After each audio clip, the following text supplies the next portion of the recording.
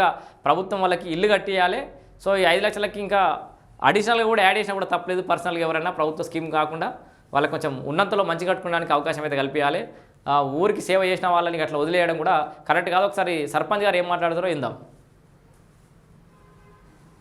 CC roads, dumping shed, market, culvert, coconut తండ bore ఇవన్నీ చేయడం జరిగింది. ఆ బిల్లులు పెండింగ్ అయిపోయినాయి. 2 ఎకరాల భూమి అమ్మడం జరిగింది. అయినా కూడా అప్పులు తీరలేదు. మాకు ఉండబోదామంటే ఇల్లు లేదు. పక్కూరులో కిరాయికి ఉన్నట్ల వాళ్ళ అమ్మ చనిపోతా ఇక్కడికి వచ్చినాం. మూతబడ్డ స్కూల్లో ఉంటున్నాం. టీచర్ కాల్ చేయి అని చెప్పి అన్నాను.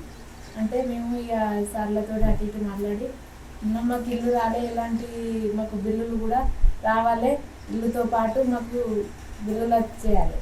సో ఇప్పటికి కూడా ప్రభుత్వం గుర్తించి ఊరు కూడా అభివృద్ధి చేయాలని చెప్పేసి ఇప్పటికి కూడా వాళ్ళు ఊరు గురించే మాట్లాడుతున్నారు. అంటే వాళ్ళ యొక్క నిజాయితీ ఏందో అర్థం చేసుకోవచ్చు. సో ఇది సిద్దిపేట జిల్లా అక్కనపేట మండలం మైసమ్మ వాగుతాండ అనే ఒక గ్రామానికి సర్పంచ్ చేసినటువంటి వ్యక్తుల యొక్క వాళ్ళ యొక్క దీనగాథ అది, వాళ్ళ యొక్క పరిస్థితి అనేది గట్లా ఉంది. ఇప్పుడు చూసినా ఉన్నాయి అంటే చూసినా ఉన్నాయి ఇక్కడ.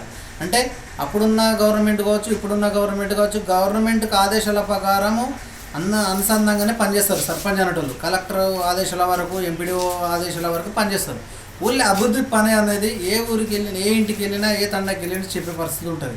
అభివృద్ధి భాగంగానే పనులు చేసినాం, అభివృద్ధి భాగంగానే అది చేసినాం. మేము సరే ఆ ప్రభుత్వం ఉన్న అంటే 18 నెలలు అయిపోయింది. ఏ ప్రభుత్వాలు ఉన్నా రేపో మాపో ఇంకో నెలకు ఎలక్షన్ జరుగుతాయి కూడా. ఈ 2 సంవత్సరాలు ఉన్న ప్రభుత్వాలు కూడా సరే వచ్చిన తర్వాత గెలిచిన తర్వాత ఇంకో ప్రభుత్వం వస్తుంది. అప్పుడు బిల్లులు ఏమంటే కాదు కదా.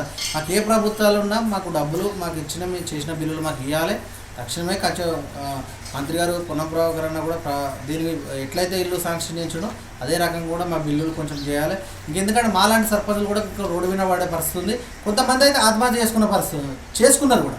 ఎందుకంటే అట్లాంటి ఆత్మహత్యలు జరగకుండా కొంచెం చేసిన పనులకు గుర్తించి కొంచెం అభివృద్ధి చేయాలని